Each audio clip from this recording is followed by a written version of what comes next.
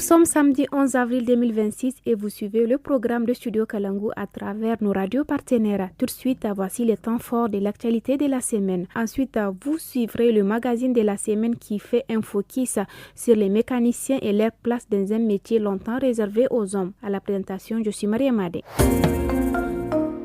La situation de violences sexuelles sur mineurs devient de plus en plus préoccupante au Niger, selon les chiffres donnés sur une chaîne nationale par le procureur de la République Ousmane Beidou. Le nombre de cas sont en hausse constante, notamment à Niamey ces 3 dernières années. On fait le point avec Nafissa Adamou Sirfo. À Niamey, plus de la moitié des dossiers de viol jugés entre 2023 et 2025 concernent des enfants de moins de 13 ans. Leur nombre augmente chaque année. Selon le procureur de la République Ousmane Beidou, 45 des 77 dossiers jugés en 2023 concernaient des enfants de moins de 13 ans. En 2024, ce chiffre est passé à 47 sur 78. En 2025, il a atteint 76 dossiers sur 105, soit près de 3 dossiers sur 4. Le procureur précise que certaines victimes ont entre 10 ans et 12 ans, d'autres sont des nourrissons de quelques mois. Le code pénal nigérien prévoit des peines de 15 à 30 ans de prison pour les viols sur mineurs. Mais selon les informations rapportées, la plupart des condamnations ne dépassent pas 6 ans. Passons au forum sur les énergies renouvelables à Niamey. Le premier forum international sur les énergies renouvelables s'est tenu les 7 et 8 avril passés à Niamey. Après 2 jours de travaux et d'échanges, les participants au forum ont formulé plusieurs recommandations importantes, lues par Seydou Nyandou Ismaël, le rapporteur général. Plus de détails avec notre reporter Assoumana China. Les participants au forum recommandent d'accélérer la diversification du mix énergétique avec un accent sur les énergies renouvelables, les solutions hybrides et la valorisation des ressources locales comme les déchets et les eaux usées. Ils appellent aussi à améliorer l'environnement du secteur à travers un cadre réglementaire plus attractif et une réduction des délais de mise en œuvre des projets. L'objectif est de mieux répondre aux besoins des populations et des industries. Autre priorité, mobiliser davantage de financements innovants, notamment les fonds verts et les financements carbone, tout en prenant mieux en compte les risques liés aux investissements dans les mini-réseaux. Les participants insistent également sur le développement du contenu local avec le transfert des technologies, la fabrication locale, le renforcement des formations et l'équipement des centres de formation. Enfin, il recommande de promouvoir les usages productifs de l'énergie en milieu rural et de renforcer l'inclusion sociale en soutenant l'entrepreneuriat des jeunes et des femmes. Depuis hier vendredi, Niamey accueille une foire de l'entrepreneuriat dédiée à la promotion de l'emploi au Palais des Congrès jusqu'au 13 avril. Durant ces journées, entrepreneuriat et demandeurs d'emploi se retrouvent pour échanger sur les expériences et les opportunités professionnelles.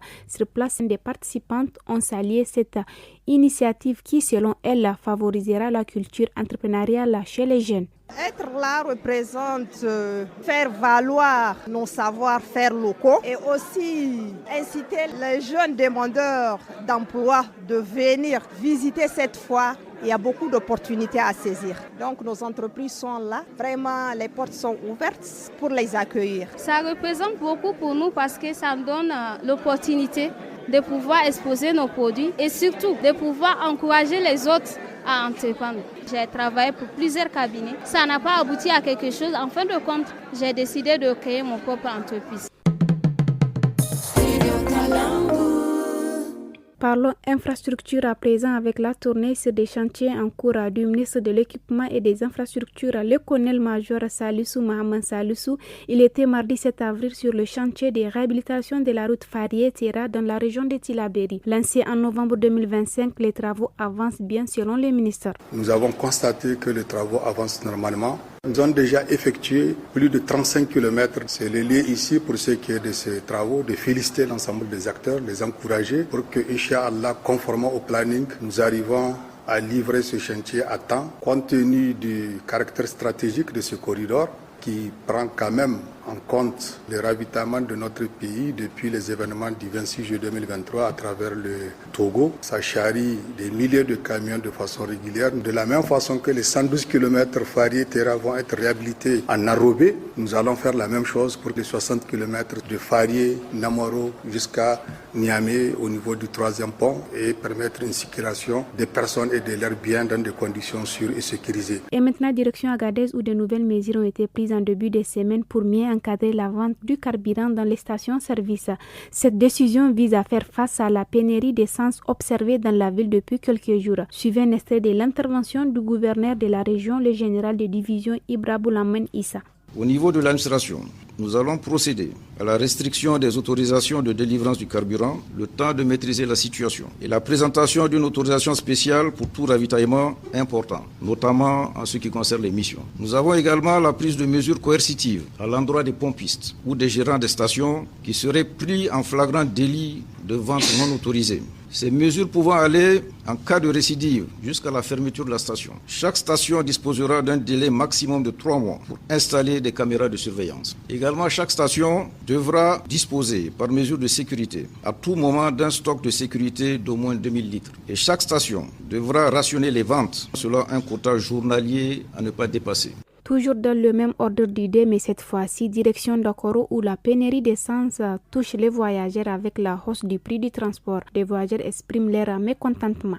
Avec la cherté du carburant, les activités tournent au ralenti. Avant, le transport vers Abalk-Mekoumandam coûtait 3 000 francs CFA par passager. Aujourd'hui, il faut payer 4 000 francs CFA. Forcément, les clients sont rares parce que tout le monde n'a pas les moyens. Je me rends à Ntoualé. De là-bas, je continuerai vers Atsinintoudou. Avant, le prix du transport était de 1000 francs CFA. Aujourd'hui, nous payons 1500 francs CFA. Ici à Dakoro, le carburant que nous prenons à la station ne satisfait pas nos besoins et on nous empêche de l'importer. Notre pays est producteur pourtant. Il y a des files d'attente devant toutes les stations-service. C'est difficile à comprendre. Si on nous empêche de nous approvisionner ailleurs, on fasse en sorte que le carburant produit dans le pays réponde aux besoins de la population. Maintenant, nous n'avons pas d'autre choix que de nous adapter au prix du transport fixé. Cette situation n'est que passagère. Un jour, tout cela sera derrière nous.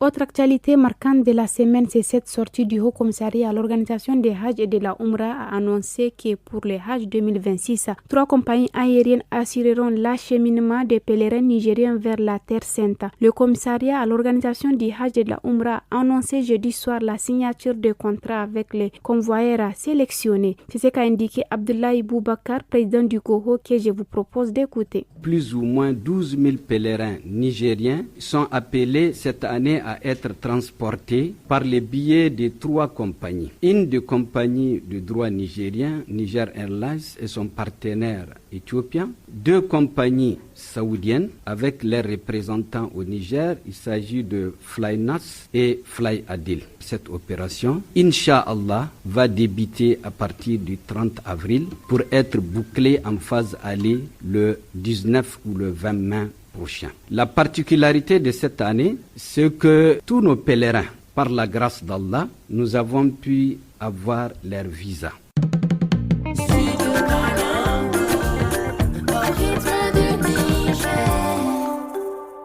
Et maintenant, place à la partie magazine de la semaine. Longtemps considéré comme un métier d'homme, les secteurs de la mécanique s'ouvrent progressivement aux femmes dans le Sahel, au Tchad, au Burkina Faso, au Niger et au Mali.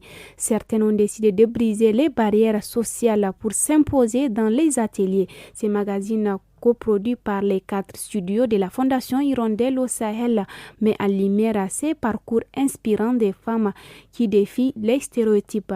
Reportage signé Mariama Moussahari Mega. Au Tchad, Louise Oulaïbo, 21 ans, incarne cette nouvelle génération qui refuse les limites imposées par la société. Déterminée, elle a suivi 2 années de formation dans une école de mécanique pour maîtriser son art et prouver que la compétence n'a pas de genre. Un bon mécanicien, une bonne mécanicienne, c'est quelqu'un qui doit avoir le courage et quelqu'un qui ne doit pas être aussi négligent. Si tu n'as pas le courage, tu vas abandonner. Là-bas à Koyom, j'étais seule parmi les hommes et je suis venue ici croyant que je pouvais trouver une autre personne. Malheureusement, je suis encore seule parmi les hommes. À Gaïa, à près de 300 km au sud de Niamey au Niger, Mariama Garba, une mécanicienne d'une 30aine d'années, fait figure d'exception dans son garage. Après un abandon scolaire précoce, elle a trouvé dans la mécanique une seconde chance. Un ami et moi, nous avons appris qu'un projet avait ouvert une école de formation professionnelle. Quand nous y sommes allés, il y avait des filles dans presque toutes les filières, sauf en soudure et en mécanique moto et en mécanique auto. Après, la seule chose qui me décourageait, c'était plus les préjugés des gens qui disaient que la mécanique n'est pas faite pour les femmes, c'est difficile. Seulement si j'avais tenu compte de ces paroles, je ne serais pas allée loin. Aujourd'hui, mon seul souhait, c'est d'avoir un jour mon propre atelier et pour apprendre à mon tour d'autres filles. À Ségou au Mali, Sanou Koulibaly est aujourd'hui une référence. Après 11 ans d'expérience acquise sur le terrain, elle dirige désormais son propre garage et bénéficie du respect de ses pairs et de sa communauté. J'ai beaucoup de clients qui apprécient mon travail, mais certains doutent dès qu'ils voient une femme dans un garage. J'emploie 4 apprentis et j'ai ouvert mon garage à Ségou grâce au soutien d'une ONG depuis 2020. J'estime qu'il n'y a pas de boulot spécifique pour hommes ou femmes. À Ouagadougou, au Burkina Faso, Samane Tapsoba Fleur ne passe pas inaperçue. Mécanicienne depuis près d'une dizaine d'années, elle a gravi les échelons et est désormais chef de garage. La mère de 3 enfants a su s'imposer dans le milieu grâce à son travail. 17 ans. Voilà. Il y a beaucoup de difficultés, surtout avec les hommes. D'autres croient qu'on est là, c'est pour se comparer à eux. Ils ne peuvent pas croire qu'une femme peut réparer un véhicule. Alors que non, c'est une question d'apprentissage, c'est une question de connaissance. Ce n'est pas une question de sexe. J'ai un projet en vue d'ouvrir un centre de formation. À travers leur parcours, ces femmes ne repartent pas seulement des moteurs. Elles démontent aussi les préjugés et prouvent qu'aujourd'hui, dans les ateliers comme ailleurs, le talent n'a ni genre ni frontières.